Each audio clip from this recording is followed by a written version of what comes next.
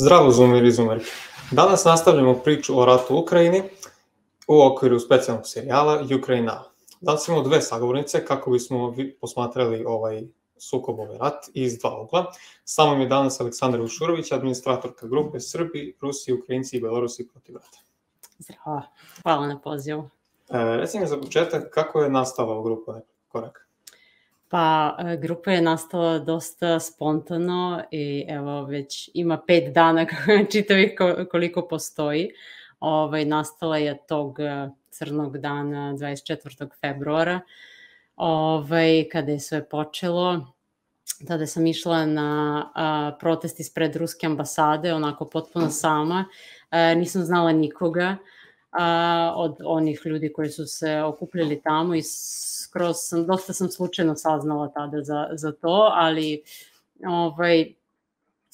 dok smo bili tamo upoznali smo se svi i tako ispostavilo se da nas ima iz svih ovih naših zemalja, iz Rusije, iz Ukrajine, iz Belorusije i Srbije čak isto. Neki ljudi koji su najpre reagovali na ova strašna dešavanja tog dana. Tako da na kraju sa tog protesta sam otišla sa dosta ovih novih kontakata i nekih ljudi, neravnodušnih ljudi koji su spremni i dalje da se zalaže i da iskažu svoje mišljenje o ovim dešavanjima. I tako smo pokrenuli tu grupu zapravo, povezali smo se i napravili tu grupu na Facebooku, u kojoj smo svi mi i u koju pozivamo da se pridruže svi isto tako ljudi koji su neravnodušni prema ovim dešavanjima. Da li dobijate podršku ljudi koji nisu iz ovih navedenih naroda? Pa, mislim, s obzirom da na početku smo bili uglavnom iz Rusije, Ukrajine i Belorusije, mislim, Srbija to bi nekako bilo u manjini, ali smatramo da je jako važno zapravo da privučemo što više ljudi odavde koji žele da se pridruže tom nekom mirovnom, da ne kažem pokretu, ali je nekoj mirovnoj inicijativi, tako da, mislim, što se tiče grupe, dosta raste ovaj broj ljudi odavde. Sad za ljudi koji bi to želeli, kako mogu ljudi Srbije da pomogu? Pa, ima sada dosta načina, mislim, svakako najbolje da se priključi antiratnim akcijama koje se organizuje sada u Srbiji, mislim, to onako polako ide za sada, ali verujem da će ih biti sve više i više i da će biti svakog dana, vrlo brzo. Jako je bitno pružiti humanitarnu pomoć narodu u Ukrajini sad u ovom trenutku, možda je to najbitnije i najbolji način za sve koji ne znaju neki drugačiji način kako da pomognu. Tako da, recimo, ambasada Ukrajine je objavila na svoje zvanične stranice sve što je neophodno sada trenutno ljudima iz Ukrajine i izbeglicama, tako da su oni centralni punkt trenutno za prikupljanje humanitarne pomoći u Srbiji. Znam da postoji dosta onako samoorganizovanih punktova prikupljanja pomoći u drugim gradovima Srbije, znam za Novi Sad, Kragujevac, Niš, ali uvek je tu ambasada da pruže isto pomoć i neku logističku podršku po tom pitanju. Da li sarađujete sa drugim organizacijama? Pa trenutno ne, mislim, mi smo neformalna onako inicijativa građana ovih pomenutih zemalja, ali mislim da ćemo u narednom periodu dosta povezivati se sa isto drugim organizacijama ovde koji će praviti neke akcije, prikupljati humanitarnu pomoć i pružiti bilo kakav drugi vid podrške ukrajinskom narodu u ovoj teškoj situaciji trenutno. Imali ste skupove, kakve su reakcije prolaznika na te skupove?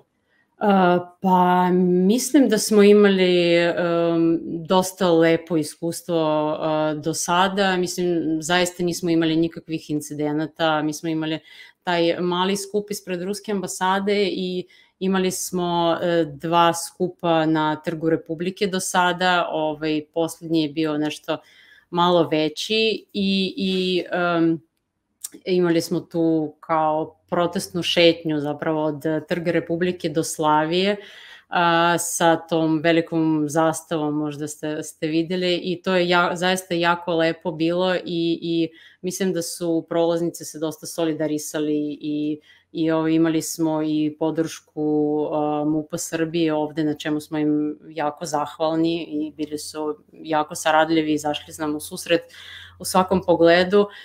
Tako da, s obzirom na to, mislim da će biti to još bolje. Za kada je zakazano sledeće okupljanje? Sledeće okupljanje je zakazano za nedelju u 2 sata na Trgu Republike, tu ispred Kulturnog centra u Beograda. Hvala na izvojeno vreme. Hvala vama.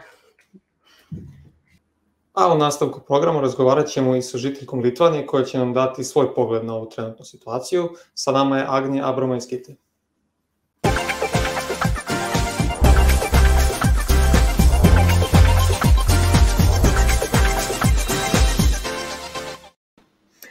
Today with us is Agnė Abromaitytė from Lithuania. Labas, Agnė. Hi. So to start with, what kind of information do you get from Lithuanian media about this subject?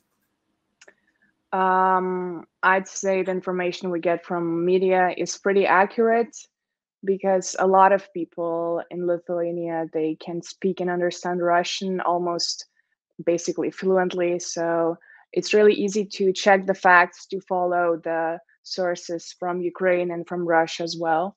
And I think we get updates really quick. We get updated every few hours on the media. And there's also a lot of freelance journalists and also just people sharing information constantly. So, How involved is the Lithuanian youth in this conflict and the subject of it? I didn't hear correctly. If you said conflict, it's not a conflict, it's war. And the Lithuanian youth is, I think everyone, not only youth, everyone's really involved in this. Also, because basically Ukraine is our neighbors, so it really is emotionally really important to us. And the thing is that people are really united, and everyone's doing the best that they can to help. I think Lithuanians already donated more than 10 million euros in 6 days, minding the fact that we don't even have 3 million people living in our country. So everyone's really proactive. There are a lot of protests going on, also different kind of events, also different businesses, organizations. They're doing the best that's possible, donating not only money, but also sending the things in need, like medicine and clothes and stuff. So I think every person in Lithuania now is following the news and doing the best that they can. Are people in Lithuania afraid of a possible Russian aggression? At first, I don't want to point out that it's not Russian aggression. I'd say it's Putin's aggression, because a lot of people in Russia did not even inform that war is happening, and that they're sending their soldiers to actual war and not to training. And going back to the question, I'd say people are more afraid now, of course, when actual war is happening. We've been afraid for, I'd say, last 30 years since we gained our independence back. It's kind of, we've never been panicked about the situation, but now people are, they got scared, especially on the first days of the war. Now people are more focused on Ukraine rather than Lithuania. And I'd say probably people in other Baltic countries, they're feeling the same. And I know that the state of emergency is declared in Lithuania, same as in Ukraine, and is the army maybe getting ready for something bigger? I'm not sure about the army. I think the army have had trainings constantly even before the war. But yeah, I think army is getting ready. We also got, I think, America sent us troops and also ammunition. So yeah, it's like higher level of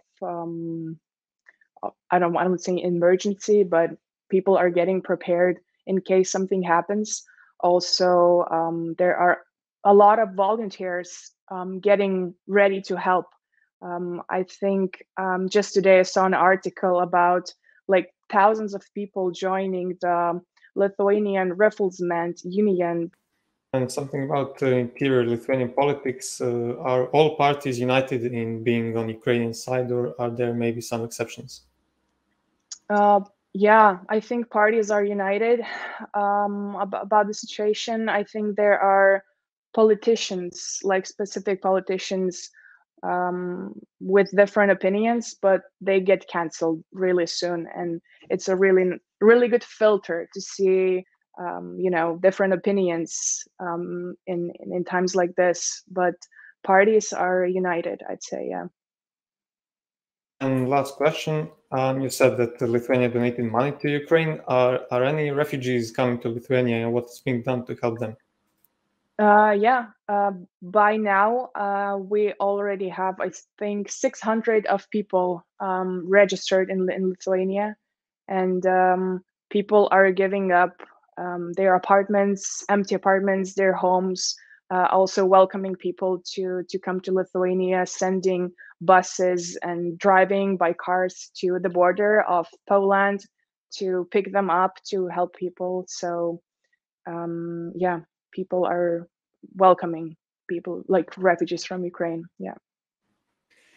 Thank you very much for this interview, Agnė. Yeah, you're welcome. Hvala što ste pratili još jednu emisiju Ukraine Now. Nastavljamo da pratimo situaciju u Ukrajini. Moje ime je Vlada Macura i pratite Zoomer.